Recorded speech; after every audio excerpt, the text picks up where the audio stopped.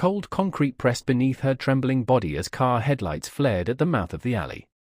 The light stretched her shadow across the brick walls, thin and broken, like something already half gone. Rain dripped steadily from fire escapes above, soaking her white suit until it clung to her skin, stained with dirt and tears. Her blonde hair stuck to her cheeks, plastered by sweat and rain. Footsteps echoed closer. Slow. Deliberate. The man's shadow grew longer with each step, his fists clenched, breath heavy, controlled. She curled tighter against the wall, fighting the urge to scream again. Her left ankle was grotesquely swollen, twisted at an unnatural angle. When she tried to move, pain ripped through her like lightning, and fresh tears spilled down her face. She was trapped. Then, another sound. A pause. From the far end of the alley, a figure appeared. Tall. Broad-shouldered. Soaked by rain.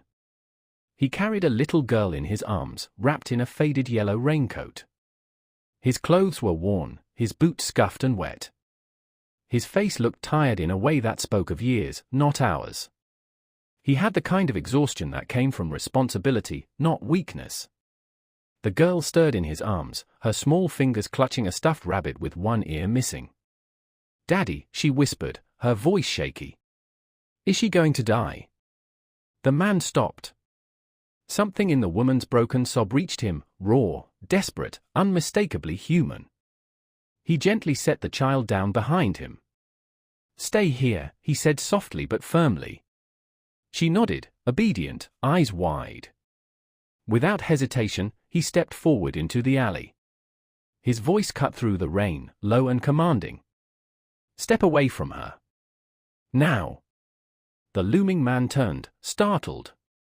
For a heartbeat, the air vibrated with tension. Rain dripped. Thunder rolled in the distance. The stranger's eyes were sharp, steady, unblinking. There was no fear in them. No rage. Only certainty. It stopped the attacker cold. One step back.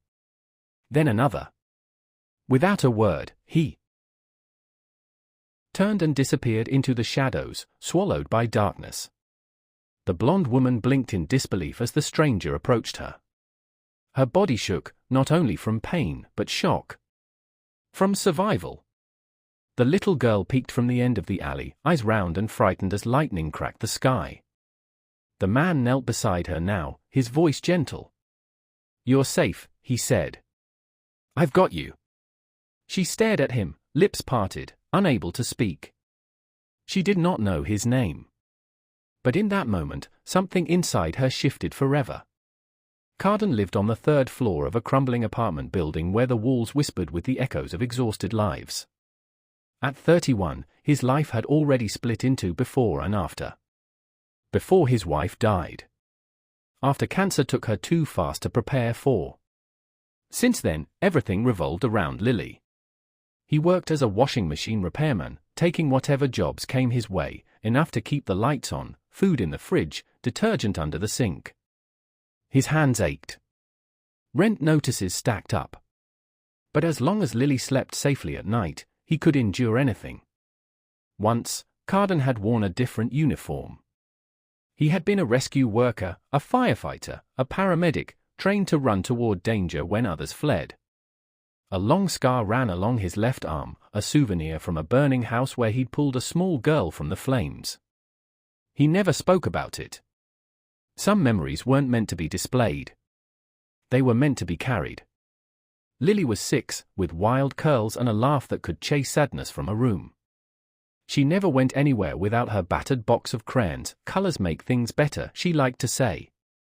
Their apartment was filled with her drawings, flowers, rainbows, stick figures holding hands. Her world was tiny, but bright. That rainy night, Karden had promised her a treat, a hot dog from the corner stand, if she behaved through the grocery run. They had taken a shortcut through the alley when they heard it. A scream. Isabel Monroe had not planned to run. But when her fiancé, David Langston, the CFO of her company, grabbed her wrist, something inside her finally snapped. For months, he had pressured her to sign over control of critical assets. The engagement wasn't love, it was strategy. Her father's strategy. A carefully engineered alliance to dominate the tech world. But Isabel was not built for cages. She said no. When David's grip tightened, she grabbed her laptop, the one holding files that could destroy him, and ran barefoot into the rain. She slipped. Her ankle gave way. She fell hard against the concrete, pain exploding through her body. Still, she clutched the laptop to her chest like a lifeline. Because it was. Her phone was gone. Her suit ruined. The man she once trusted was closing in. And then Karden. By the time they reached his building, the rain had softened to a drizzle. Isabel trembled from cold and shock as Karden carried her upstairs without a word. He shielded her from the wind, steady and careful. "It's okay," he murmured as he laid her on the couch. "You're safe here." Lily hovered nearby, unusually quiet. "Daddy," she asked seriously, "why is she crying like me when I miss Mommy?" Karden froze. Isabel turned her face away, something cracking open inside her chest. "She's had a hard day," Karden said gently. "Sometimes grown-ups cry too." Lily nodded and wandered off, boots squeaking. Karden wrapped a clean towel around Isabel's shoulders. "I'll make tea," he said. She nodded, unable to speak. She had lived in penthouses, luxury spas, glass boardrooms lined with power and control. None of them had ever felt like this place, small, imperfect, and filled with something that terrified her. Warmth. She woke in the middle of the night. The apartment was quiet, lit softly by the hallway glow. Her ankle still throbbed, but the pain was manageable. No sirens. No shouting. No footsteps chasing her. She sat up slowly. Guilt pressed on her chest. She had disrupted a stranger's life. She had no right to stay. She limped toward the door, planning to leave before dawn. Then she stopped. Her shoes were there, dry. Clean.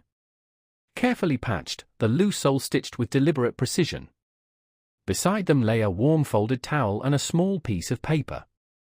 The handwriting was rough, but steady. "Your foot's not better yet. You can stay. It's okay." Isabel sank to the floor, the note trembling in her hands. No demands. No expectations. No price. Just kindness. All her life, she had fought to prove herself strong enough, smart enough, worthy enough. But here, in a tiny apartment with broken floorboards and crayon-covered walls, she was accepted simply for being. The next morning, she woke to the soft whistle of a kettle and the gentle clatter of pans. For a brief moment, she thought she was back in her penthouse, waiting for staff. Then she smelled coffee. Heard a child laughing. And she knew. Her life had already changed. Not because of power. Not because of wealth. But because one man named Karden had stepped into a dark alley and chosen to see her.